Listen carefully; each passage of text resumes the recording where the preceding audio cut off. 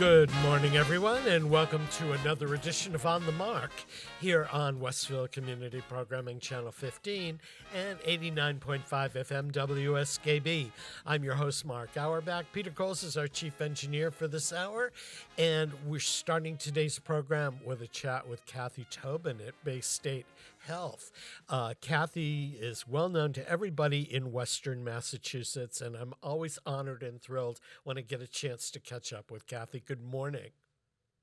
Good morning, Mark. Thanks so much for having me. You know, Kathy, as I was driving out here to the studio this morning, I was flipping stations in the car, and there was an announcement about Judy Collins doing a live stream concert from one of her early works that was available. And I remembered when I first came back to Springfield to work at the Springfield Symphony, and 39 years ago. Judy Collins was the first pops program at the Springfield Symphony that I was working. And there was this young reporter named Kathy Tobin from Channel 40 who came in and did an interview with her. And so we go way back. We're probably institutions by now. That's a wonderfully comforting concept in these days when we really value this pandemic has made us value the people in our lives even more, Mark. But, you know, I really do feel like I've become part of this community in a very real way. I moved here in 1981, so your timeline's pretty good. And, you know, at that time, I came to pursue my journalism career. And over the last 40 years, I've really seen my life kind of come full circle because in addition to arts, I then specialized as a health reporter, and now I work for Bay State Health System. So I'm really thrilled to see how life has evolved in a very positive way, and I've kept so many good friends like you close. Yeah, I mean, both of our lives have evolved in many ways. I mean, I came here to work as an arts administrator for a symphony, then left, went to Florida, came back, went to work for Stage West, and then I started my own PR company, and then came back to journalism, which was something I had done before. So, you know, we're very lucky that there's a whole group of us that came here as fresh young faces, if you want to call it that, and have stayed and become a part of the community. I think that, you know, that speaks volumes about the community that we live and work in. You know, honestly, I'm moving here from the greater Boston area. It was, you know, all new to me at the ripe age of 21 years old, fresh out of college. And I will never forget how gracious so many people in this community were to me to, you know, first of all, share their knowledge, teach me about the region, and open their doors and arms to me, really. I really valued that, and you know, then of course I married a local boy, which didn't hurt. And but when the opportunity came to move back to Boston, it was a very hard decision. But we made the choice to stay here because we loved what this area offered our family. And so I've always felt very blessed to have had the best of both worlds: a robust career that I loved, and the ability to raise our children in a really lovely community. And so, you know, I think that that's the magic of Western Massachusetts, really. And in your career, you've also had the opportunity not only to cover the community and the nonprofits. And I remember when you were working as a anchor and a news reporter, you were always the first one to host a fundraiser for this or that organization. And then you made the switch from newsroom to working with nonprofits raising money. So you've really been a part of the community fabric, making sure that the next generation of people have a good quality of life here, regardless of what elements they tend to choose.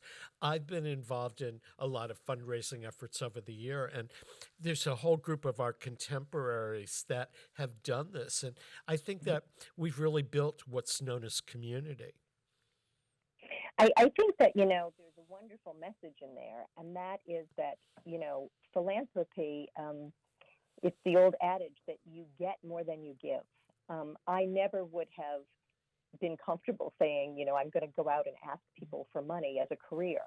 But when you get involved with different organizations which benefit your community, your neighbors, your family, your friends, you realize how much they depend on philanthropy and how important it is to them. And then, anyone who knows me knows that I'm a type A and I'm very passionate about whatever I get involved in. And, I found that. I really left my news career to follow my heart to initially work with the homeless and then the hungry. And now, the health of our community, the social determinants of health are so important to our community's well-being that I'm very passionate about it. And I see it as this real continuum. I don't feel that much has changed in my life. It's just that I'm focused on one story in a very large way. And that is helping people find their way to good health and maintaining that health. Well, you've been affiliated with Bay State Health now for how many years? Almost 5 years. I'm coming up on an anniversary, so it's almost 5 years that I've been at Bay State Health Foundation, and you we get are the fundraising arm for the health system. And you get a pin. They give you something for 5 years, right? Or do you have to wait for 25 years? I'm not sure about the pin. I know that I have wonderful colleagues and rewarding work, and at my age, that's a wonderful thing. Well, we were on the radio together about a year ago, just as the pandemic had hit, and it was you were talking about the many needs that Bay State had in terms of getting masks and equipment and things like that. Well, that story, Bay State is in the news almost every day for the number of people it's treating and helping with COVID and other things. But you're also involved in a lot of the programs that raise money for the various programs at Bay State. And they're all event oriented, like the walks and the radiothons and things like that. How did the pandemic impact doing special events to raise money? Well, it was a great impact, obviously, and so many people in that industry, of putting on live events, have really suffered through this pandemic. I first want to say that I'm very, very appreciative to this community who understands that not only is Bay State Health a leader in public health and keeping our community safe throughout this pandemic, but they also have understood and answered our call, whether it was PPE supplies, food, and lovely gestures to support our healthcare workers on the front line, or to keep our programs going despite the fact that we couldn't gather and have events. So, certainly we've taken a financial fundraising hit, if you will, in some areas, but on the other hand, people have understood and still understood the mission. And the mission is why we do those events in the first place. I always say I'm not a party planner, I'm a fundraiser, and it's an important thing. I just try to make fundraising fun. And, that's magical when you can do it and it works. But we've had to be really creative over the last year. We're just coming up on, the last event that we were able to do in person, which is our WMAS Radioathon for Bay State Children's Hospital. Literally, COVID was approaching our doorstep, and several days after we completed a very successful radioathon with the distraction of, a worldwide pandemic on its way to the United States, we had to, we were sent home from our offices. So even in that atmosphere, we had a very successful year, and the needs of our children's hospital, for example, have not changed. So here we come up on a new year. We're going to be creative and do this event virtually because that's the safe thing to do. But I hope that everyone realizes that we've continued to care for our youngest patients throughout the pandemic, regardless of what their medical need was. So have the audience or your funders are still there? Are they responding in the same levels to a virtual Noble Hospital Ball kind of thing or a radiothon as they did when they got to go in person? Some who are able are. We've been we're so very fortunate to have great friends who really know and understand our mission. And so people have done what they can do, and that is all we can ask. To your point with the Bay State Noble Ball, which is perhaps one of our largest, most Westfield-oriented events where, so many people come out, about 500 people participate each year. We were devastated not to be able to gather this year because we enjoy that sense of community. But some of our lead sponsors and some individuals still donated so that we were able to accomplish the mission this year, which was to buy 3 Lucas devices, which are a resuscitation tool that are particularly helpful in COVID situations to keep our staff safe and to help our patient outcomes. We still were able to raise the funds to accomplish that goal. So, the numbers looked a little different. They came in different ways, but people understood that we couldn't, give them the same kinds of benefits, but we found creative ways to be good partners to our corporate partners as well. So, I think working together, it's all about understanding what we can do for each other and how we can accomplish the goal. Have you all, your whole staff, you've got a great team that you work with. Have you all been working remotely during this last year? At the beginning of COVID, my staff on my events and annual giving team were working remotely. They still are to some degree. However, we have been, like everyone in our system, we have been going where we're needed. So in the early days, that meant that instead of putting on events, my team was trying to find PPE along with everyone else. We were answering a COVID hotline. We were coordinating over 10,000 meals for our staff in all of our facilities over 3 shifts, 7 days a week.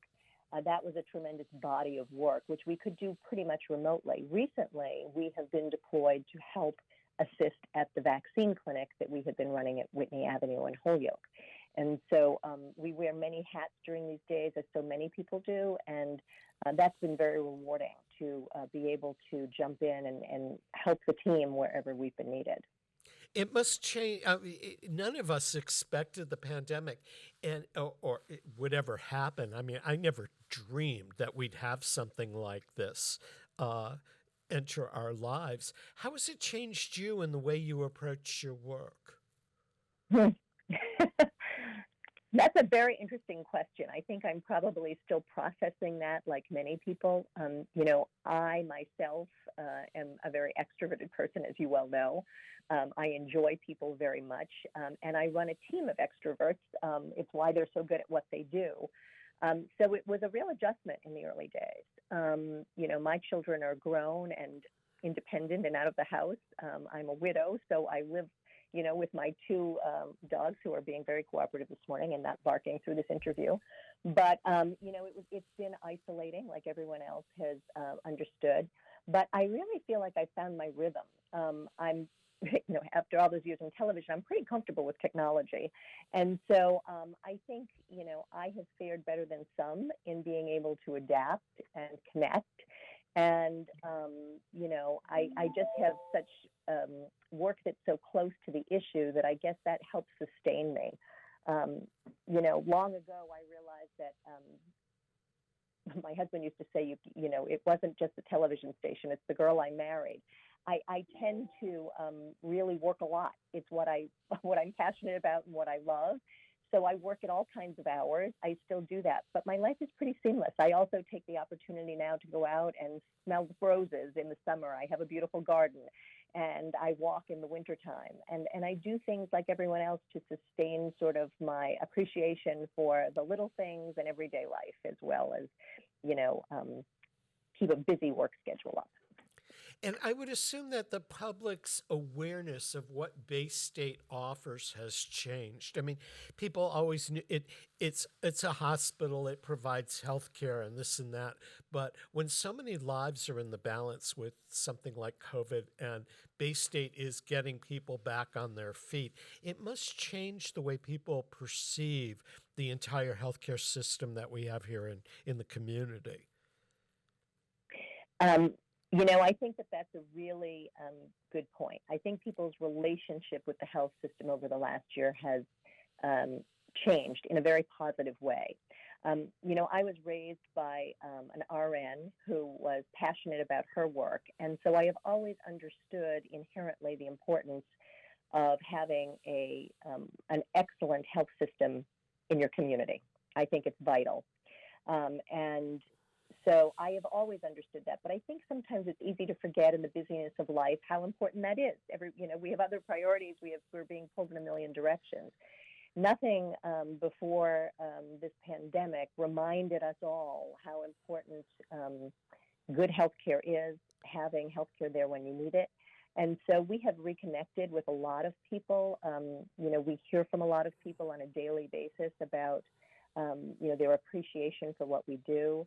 I can't say enough about the incredible team that we have at Bay State and my admiration of them every single day for what they do. They have really been heroes through this, like so many of our public servants.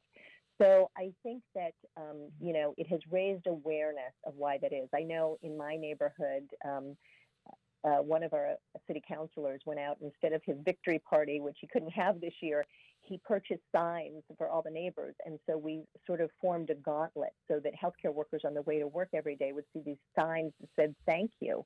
And that has been a very meaningful thing. Mine still sits on my front lawn, and, I mean it as a member of the community as well as an employee of the health system. It's really been very rewarding to see how people understand the value of what we have here. One of the things that I noticed, I still have friends that live in New York City, and at 7 o'clock every night, people would open the windows in their high-rise apartments and bang on their pots and pans and silverware as the healthcare workers went to and from their hospital shifts. And I think people always appreciated their doctors. Their doctors saved their lives, but they didn't really appreciate necessarily the nurses or the person that brought them food or the first responder or the ambulance driver or the technician and stuff. And there seems to be a much greater appreciation and acknowledgement of the teams that work so tirelessly to save people's lives. And when I have neighbors that are EMTs, and people come up and just thank them for their work. And that's something that I think has come as a result of the pandemic. And so many people work so hard that never get the acknowledgement for what they're doing. It's very interesting. Hopefully we all carry that onward in our lives. I think that's a very positive result of the pandemic, and we value everybody in our community for their contributions long term. But I just had the privilege of working on a video project for Bay State Health, and I was able to interview a number of members of our frontline team. And almost to the person, they said that this has brought them closer and allowed them to appreciate their coworkers more, because you can't do it alone. This is a team sport, and it takes everybody, including the patient and the patient's family, to work together to, get through something like this. And it was really a moving experience for me. I felt like I was capturing the history that we're all part of right now. We're living through something that, hasn't happened in 100 years. And, it means something to me. For so much of my life, I have had a front row seat to history happening. And I really feel this is no different. I just have a closer look working for healthcare institutions during COVID. People may say, well, what can they do to help Bay State during these times? I mean, obviously they could write a check and provide money, but there's so many other things that you need besides that. If somebody wants, if a small business is listening, or an entrepreneur is listening, or an individual, and they want to do something to help, where do they start? Well, they can always start by contacting me. That's a good place to start. I will say that some of the ways that traditionally people have been able to help us that were not monetary are limited during COVID because of infection control. We're not allowed to take physical donations of product and things like toys and handmade. Yeah, I would assume that you couldn't drop off a food basket, for example. It's just out of the question Correct. At this point in time. Correct, but we have vehicles. So if people call me and they have a creative idea about something they want to do, we do our best to work with them and find a way to make it happen. we are still under those restrictions because we're trying to keep our healthcare workers safe so they can be there to care for you. But, we have businesses who, started making hand sanitizer for us when we couldn't get it any other way during the initial days of COVID. We have people who share their advertising with us so that we can get our messages out. We're a pretty creative team, and, we do need a lot of support. We rely on philanthropy to help us deliver excellent care. And so we have a lot of needs. And, where there's a will, there's a way. So I always say, no question is a silly question. Always reach out and ask.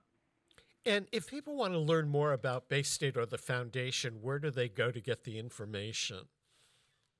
We have a wonderful website, baystatehealth.org, and you can reach the foundation through our website. And we have lots of information there with lots of ways and suggestions of things you can do to help, ways you can become involved.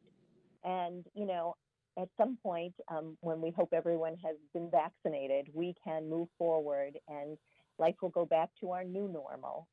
And then we'll have increased opportunities to use volunteers and, increased resources. So, stay tuned because we have some exciting and bright things ahead. Now, you've always had volunteers from the community as part of the events, whether it's the walks or the radiothon or any of that. Can people still volunteer for your programs remotely? I don't want to be. I want to be transparent in this. Currently, we cannot use volunteers at any of our sites because we're waiting for again people to be vaccinated and to make sure it's safe for people. So that has been limited during this. That said, with our upcoming radioathon, for example, Mayberry Materials in East Long Meadow and their team, who have been long supporters, are going to help us staff phones from their facility. So they are volunteering their time to help us make that radioathon a success because, it's a caller-driven fundraiser. So we do have some opportunities like that available despite the pandemic. We just want to urge people, if they are trying to help us from where they are, that they do it in a safe manner. So we don't want anyone to risk their own safety or the safety of others in trying to do traditional things. But we've had people who are really creative and, done virtual walks and logged their miles and that sort of thing. And that has been a great help to us through this pandemic. Now, the radiothon is up and coming, and what do you have the dates of that, and what other events are coming up this year that you can share at this point? Sure. Well, our first two out of the gate every spring are our radiothon, which is coming up next week, March 9th and 10th. And it is a really special year this year because it's our 20th annual radioathon. And over those years, we've raised almost $5 million for our patients from neonatal babies, the smallest of babies, through teenage years. So, that's a really important fundraiser for us.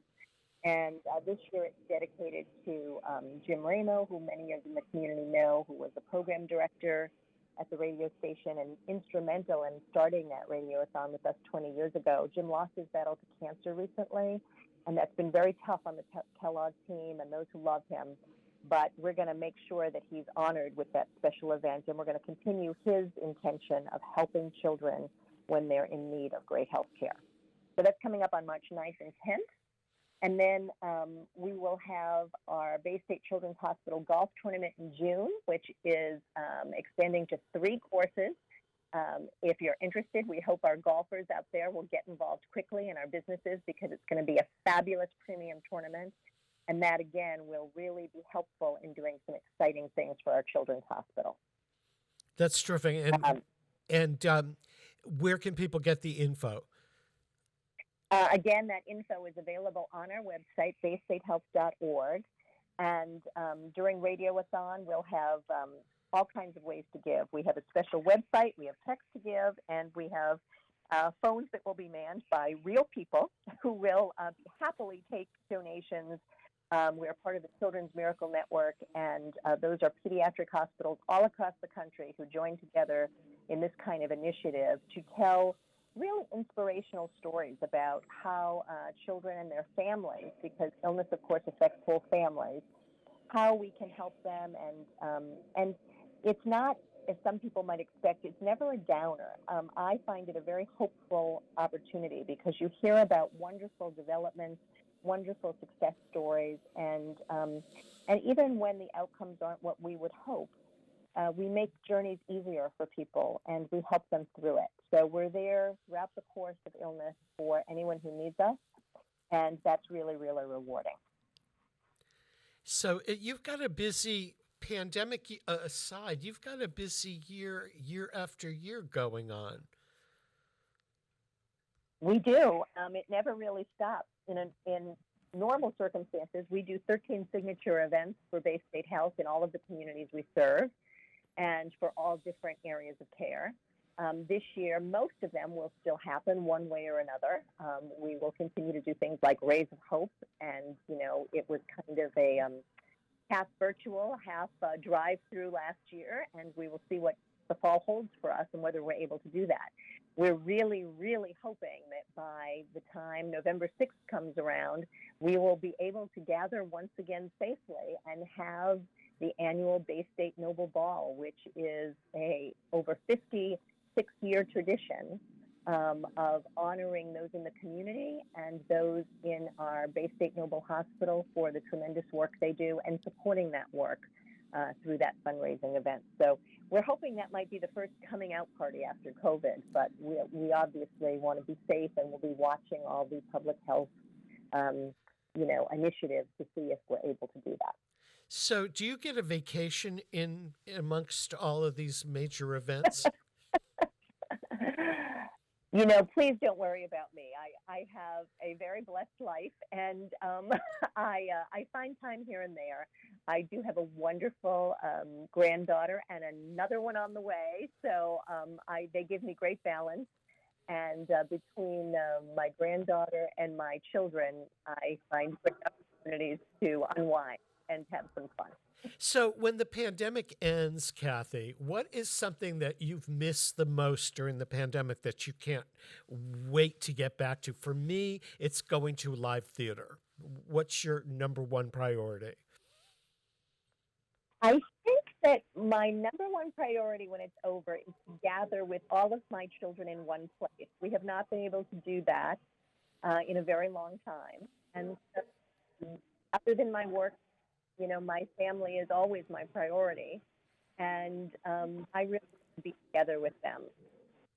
Well, Kathy, thanks for joining us, and good luck to all these events that you're working on. And I think that the work that you're doing at Bay State is just terrific. And having done fundraisers before, it's a lot of work, but you've made all of these great things succeed. We've been talking with Kathy Tobin from Bay State Health Foundation.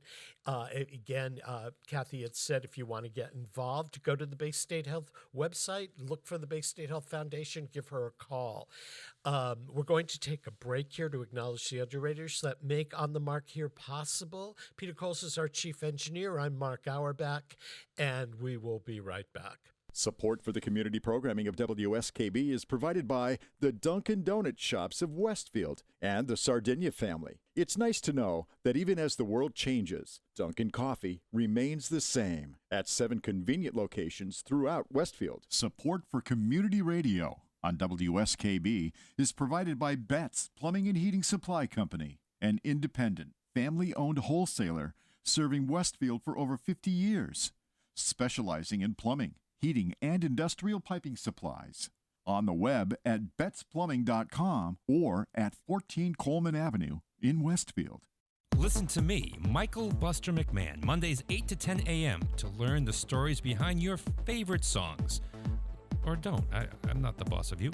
Community Radio. 89.5 WSKB. Live from Studio 120 at Westfield Technical Academy, this is WCPC Channel 15 at 89.5 FM, WSKB Westfield. Welcome back to On the Mark, everyone. I'm Mark Auerbach. Peter Coles is our chief engineer. We're broadcasting today on Westfield Community Programming Channel 15 and 89.5 FM WSKB. If you've missed a part of this program or you've missed some of the other programs on The Mark, you can find them all archived on YouTube under WSKB Community Radio. Our next guest is Seth Stutman from the Springfield Jewish Community Center. And he has run their summer day camp, but he's also in charge of their marketing and public relations. And he may be a face that's familiar to you. Before he got involved in the J, as the Springfield Jewish Community Center is known, he was one of the hosts on Mass Appeal on WWLP. Seth, it's good to have you on. It is good to chat with you. How you doing? I'm doing well. I go to the J a couple of times a week for physical therapy, and we always get to wave to each other, but we haven't really we haven't really had a chance to sit down and chat. One of the things that you are marketing a community center, which has daycare, which has programs for adults. It has a fitness center, a pool, a whole variety of things, and a summer camp. How has the pandemic impacted what the J has been able to do? Well, how much time do you have? Well, we have a half hour, so just start talking. No, it's been, we are a very intriguing business model to be in for a pandemic because we operate, we're not a single entity. We do a lot of things and we do them really well. And the pandemic has thrown them all into upheaval, as, everyone's business and entities have. But ours are kind of multifactorial in the sense that we're doing so many different things and we serve so many different populations. So, yeah, it was complex. We shut down for a little bit, then we reopened slowly but surely, relying on medical professionals and the CDC, the American Camping Association, all those anagrams, and we got there. We reopened we decided not to open our summer camp in 2020, but we opened a smaller early learning center. We opened that. We slowly brought our gym back, and it seems like every couple of weeks we're bringing something back that we didn't have before, as we all get to that the phrase we love, the new normal. The new normal. Well, one of the big things, the J is known for its summer camp. When I was a child growing up in Springfield, it was called the Y Country Day Camp, and it was off of Sewell Road in Wilbraham, and it was administered by the Springfield Jewish Community Center. And I went as a kid before I was old enough to go to sleepaway camp. But it's been an institution, and a lot of parents and grandparents out there are looking, where are we going to send our kids this summer? What are we going to do with them? At this point in time, are you not knowing how many people will be vaccinated come summer? What's the game plan for summer camps this year? Yeah, no, it's interesting and it's evolving. Last year nationally, I think some camps ran. And so the model is there in a way. We had the vast majority of the camps who ran last summer were successful. They were well documented in their precautions and their safety. So we have a test pilot that we can use. And what we know is that we'll be open. What we don't know is pretty much the rest. There's a lot of large ethical questions to talk about when it comes to vaccines and children. There's a lot of more practical things. Based on how many, what is the ratio that the state or the American Camping Association will determine. What does social distance mean? Can we be inside?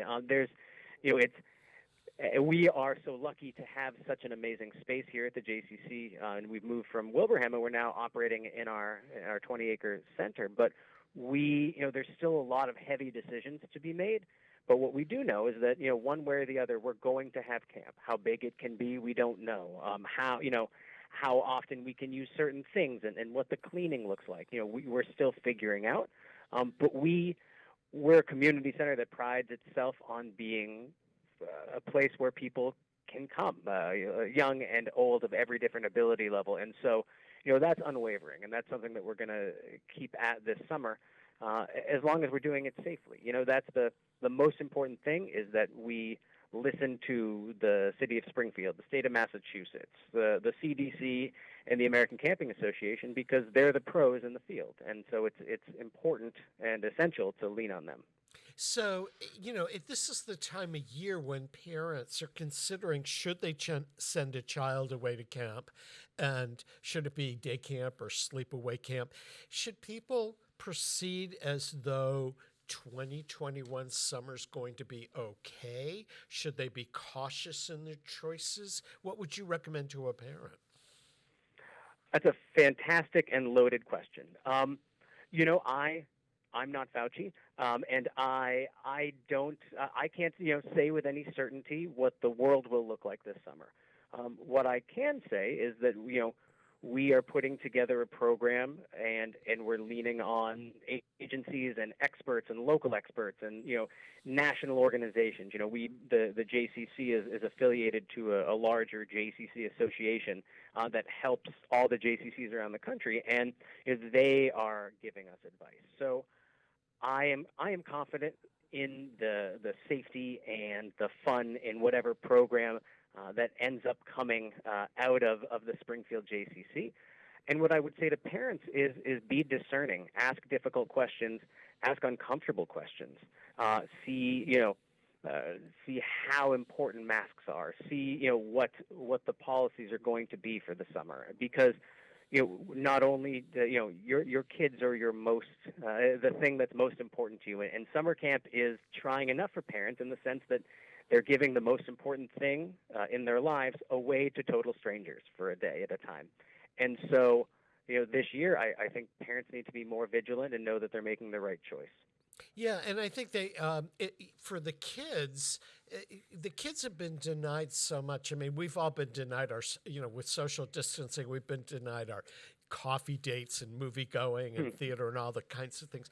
But when you think of these kids who have missed graduations, proms, little events along the way that kids need as they grow up, and you take away their summer camp and you take away their in-person school and stuff, the kids are vulnerable, and so you certainly want to hope that you can give your child a great experience, because it's been so rough through the school year. Absolutely, and I think that everyone's tired, everyone's fatigued, and we want to give the kids that. I've seen we're running currently an in-person learning pod for people who are doing virtual learning at schools, and just to see those kids interact, it's those they're smiling under the mask, because it's you're giving them this. And I know at the end of last summer we did not a camp, we had a little theater thing, and to see these kids, it had been 4 or 5 months at that point, to see them emerging and interacting and just getting exercise at the very least, just getting out and exercising, it makes a world of difference, and you can see it in their temperament and the way they hold themselves. And frankly, the counselors and the staff to be able to have these conversations. I've been looking at a wall for months and months and months and talking to my 4-year-old, and so to be able to have adult conversations and to be able to relax in the company of others is something that's essential. And so it's something that's really important to us this summer, and a goal that we've set so that we can give that gift to kids. Seth, in the best possible scenario, what would the summer camp season be like in terms of number of weeks and dates and things like that? Yeah, that is a great question. I think, traditionally we run an 8-week summer camp. We'd love to make it even bigger. It's, the latter traditionally we run on the opposite of the school schedule. So whenever the public schools let out, that's when we kick on, and we go as close as we can until the school starts again.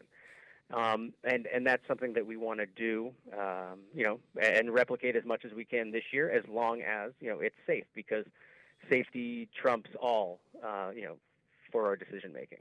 And if a parent were considering sending their child to the J for summer camp, what are some of the programs and activities that a camp season might include? Yeah, so traditionally at camp at the J, we have traditional camps and we have specialty camps, and these specialty camps are kind of deeper dives into the subject matter. So we've had a media camp where, we went to a radio station and a TV station. That one was a pet project of mine because it's something that I love.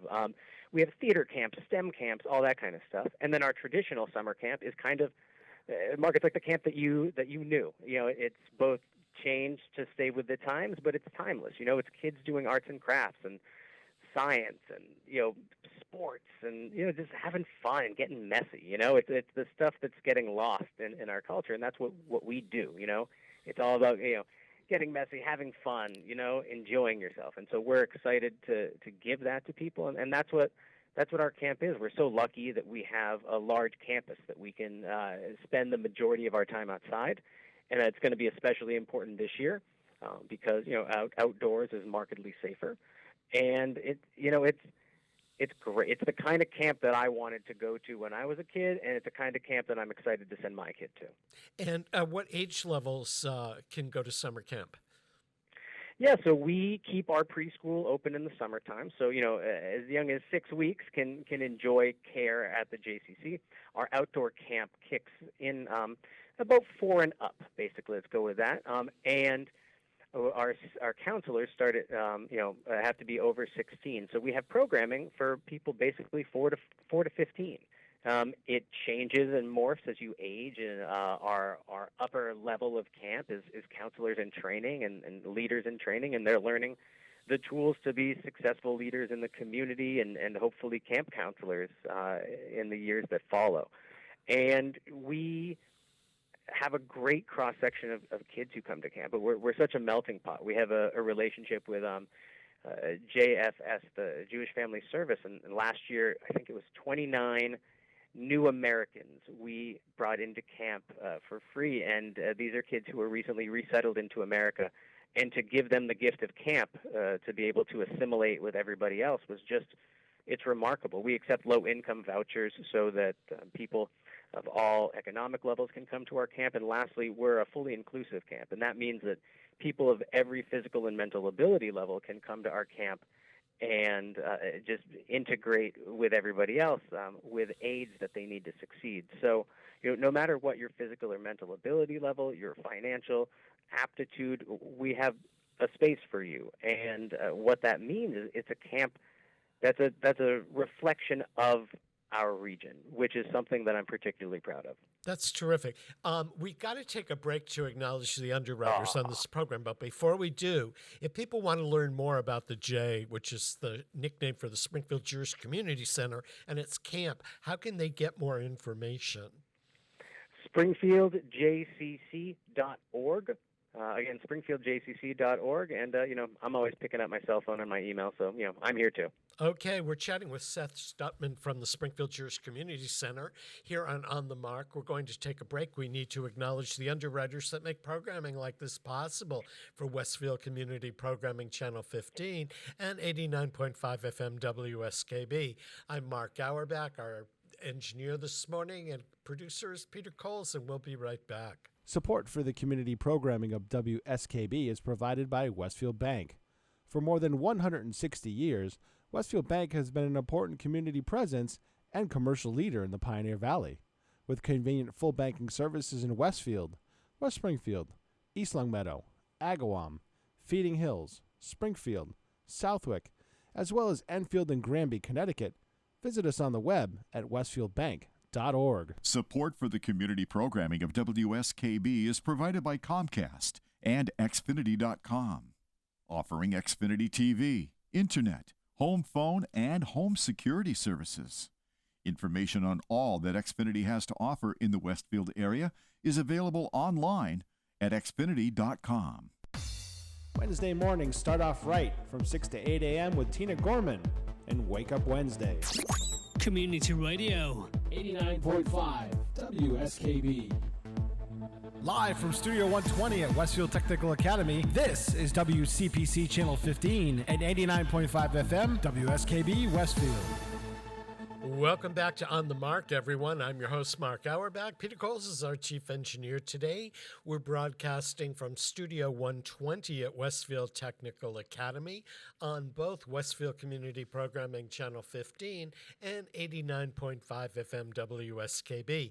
If you missed a portion of today's program or you want to hear other On the Mark programs in our archives, you can find them on YouTube at WSKB Community Radios YouTube page. We're talking with Seth Stutman from the Springfield Jewish Community Center. He's their marketing guru and has headed up their summer camp over the years. Seth, I first got to know you when you were on television on Mass Appeal. What got you into TV and what made you make the transfer from television to marketing a community center? That's a great question. All right, so I got into TV and community TV because A, I got it, and B, because what I love about it is the ability to isolate a region, find out everything that's cool in the valley, and then share it with people. And for me, that's what I loved about the job for so long, because it, who's to know what's going on in Belchertown or Athol or there's all these towns and people don't know. And so Mass Appeal gave me the opportunity to connect people with community, which is really important. I got the job because I was producing news in Portland, Maine at the time, and I had made a tape for the Road Show, which is Mass Appeal's equivalent in Rhode Island. And they saw my tape, and they called me, and they had me come down. At first, I said no because I just started this other job, and I have this sense of loyalty, and someone told me I was crazy. And so then I called WSFD-LP back, and I accepted, and then I did it for 6 years. And then, in TV you sign 3-year contracts, and at the end of the second contract, it was Groundhog Day for me. Despite the fact that I love what we did and what we accomplished and built, it was we had done it. The valley is only so big, and I wanted a new challenge. And when I heard about the position at the J, what I thought and what is true is that, while my old position enabled me to find everything that was cool and share it with the community, now I have something that's really cool, and I can share it with the community. And so it was it's both so similar and so different at the same time, because inherently what I'm doing is the same thing. I have something that's really cool, and I can share it with everyone. And that's, at the end of the day, that's what gets my goat, and that's what gets me really excited to go to work. It's funny how so many of us are media people and marketing people or public relations people. When I'm not doing my media work on radio or in print or on TV, I do public relations. I have a company that does that. You've done both. What about marketing appeals to you that makes you want to do it? No, I think it's just that. I think it's the ability to see something that's cool, realize the deficiency in that not enough people know that it's cool, and then you try your hardest to share it with everybody. The J is such a fantastic organization, yet outside of Longmeadow or even in Longmeadow, sometimes people might not be as aware of it as they should be, and so that's my mandate, that's my charge, and that's what gets me excited to share it with everybody. And you don't have to be Jewish to participate or belong at the J, but there are not a lot of, I guess you'd call it, full-service community centers around that offer educational programs. They have theater trips. They have their own theater company, a swimming pool, and sports and a whole variety of stuff. That's few and far between in our communities. It's interesting, too, because you think about the YMCA and you think about their origin story, and it's very similar to ours. They're the Young Men's Christian Academy, or something. Is that right? I think so. I mean, as a child, after I went to Y Day Camp, I went to a YMCA summer camp, overnight camp, and the Y was there was a big YMCA for a while in downtown Springfield that tried to offer things. In many communities there were, and then there was the YMHA, which was the Young Men's Hebrew Association, which had in larger cities where there were Jewish populations offered similar things, but in and around the valley, the J, or the Springfield Jewish Community Center, is really a full-service community center serving a lot of people. It's pretty interesting and fascinating, the work that we can do in any given day. You know, we're a preschool for, at times, 170 kids. We're a full-service health and wellness center, with 60-plus exercise classes going. We are one of the premier adult education areas in the region with classes, so many different classes. We have currently the Pioneer Valley Jewish Film Festival, which is an online event this year, which is, it gets people from all over the country interested in film. And so it's fascinating to know that nestled, right on the Longmeadow Springfield line, there's an organization for everyone, because, we appreciate that, the J is in our name, and that's what we're often associated with, but we're a center for everyone. And it's fascinating to me that something like this exists, right on the line. It's exciting. The future is bright, and, we're hopeful that, that we can bring what we do to more and more people. We got to talk about the film festival for a couple of minutes. I mean, I know it goes until the end of March, pretty much till the end of March. It's unique. There are Jewish film festivals in other parts of the country, but this one's been around for quite a while.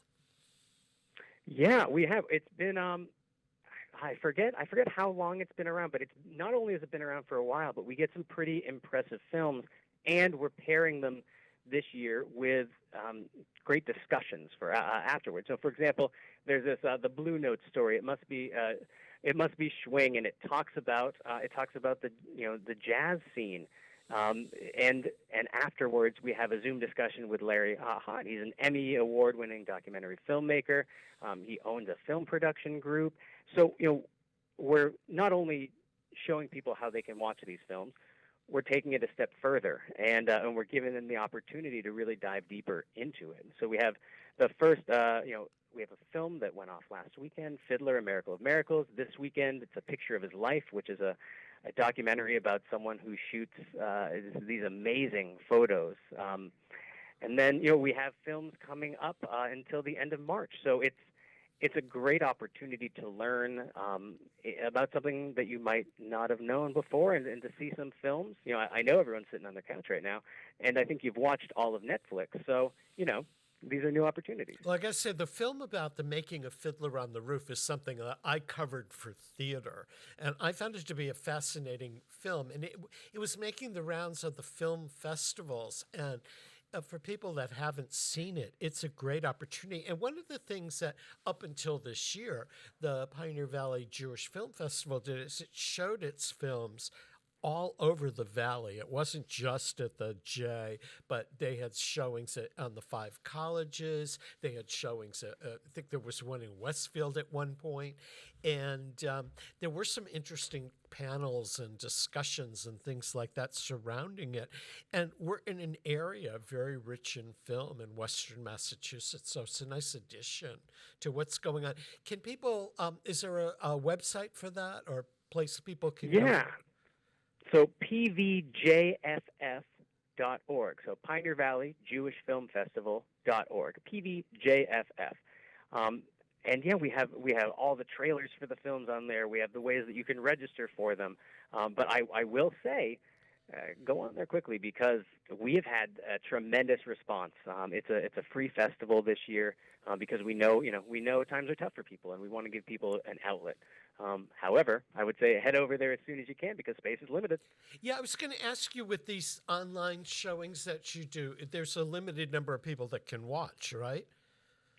Yeah, and it varies film by film, and restriction by restriction. As the way that we ascertain the films, or the relationship that we have with the film and the production company. So each one is a little bit different in terms of the ways in which you can enjoy it, or the if there's only X amount of them. So what I would say is just head to our website pvjff.org so that you can get in there, you can register, because the conversations are amazing and the films are pretty great too.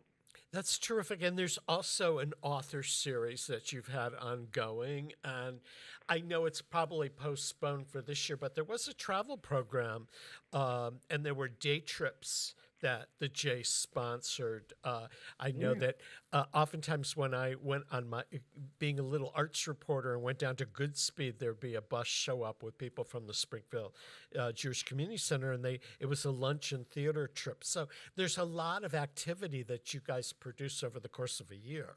Yeah, and I will say, like for Literature, for example, we pivoted, and we did this with all our programming. So we are actually next week is our second book in our Literature series. We have Anna Solomon's The Book of V. We have The 100 Most Jewish Foods, Eli's Promise, Confessions of an Innocent Man. So we're doing our Literature series, and we're doing it online. We're doing our other adult programming is going off, some in person, some online. So what we're trying to do is meet people where they're at, whether they want to be inside, outside, or online. We want to provide services to them because just because there's a pandemic doesn't mean that we need to stop doing what we're put here to do, Exactly. Seth, I know that Mass Appeal brought you to Springfield, Massachusetts, and the Springfield Jewish Community Center kept you in Western Massachusetts. What intrigues you about Western Mass that makes you want to live and work here? Yeah, so everything. When and I know we alluded to it earlier, but when the natural progression for a TV guy, and this, is to keep jumping markets. So you go from Western Massachusetts to Topeka, and then you go to Providence, and then you make it a big time, and you're in New York and Boston.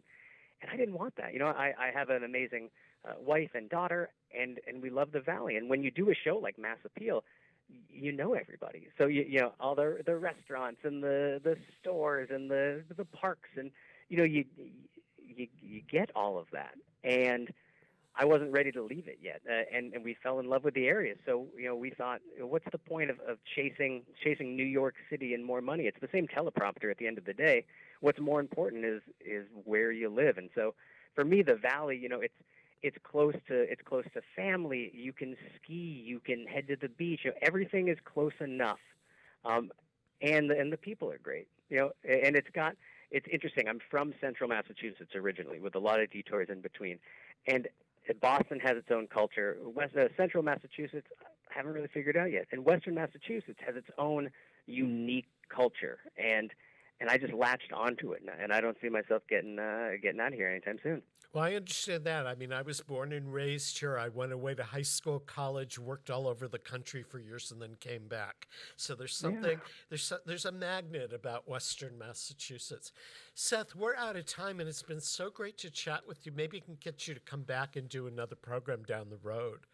I love that. Sounds good to me. We've been chatting with Seth Stutman from the Springfield Jewish Community Center, and this wraps up another On the Mark. Peter Coles has been our chief engineer today. If you want to catch an earlier part of the program or others, you'll find them on Westfield WSKB Community Radio's YouTube page. We're here every Wednesday morning. We'll see you again next week. Thanks for joining us.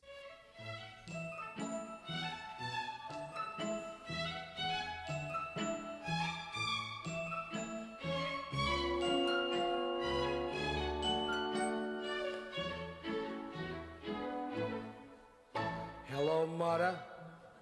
Hello, father. Here I am at Camp Granada. Camp is very entertaining, and they say we'll have some fun if it stops raining. I went hiking with Joe Spivey. He developed poison ivy. You remember Leonard Skinner? He got ptomaine poisoning last night after dinner. All the counselors hate the waiters, and the lake has alligators, and the head coach wants no sissies, so he reads to us from something called Ulysses. Now I don't want this should scare you. but my bunkmate has malaria. You remember Jeffrey Hardy? They're about to organize a searching party. Take me home, oh mother, father, take me home. I hate Granada, don't leave me out in the forest where I might get eaten by a bear. Take me home, I promise I will not make noise or mess the house with other boys. Oh, please don't make me stay. I've been here one whole day. Dearest father, darling mother, how's my precious little brother? Let me come home if you miss me. I would even let Aunt Bertha hug and kiss me. Wait a minute, it stopped hailing. Guys are swimming, guys are sailing, playing baseball. Gee, that's better. Mother, father, kindly disregard this letter.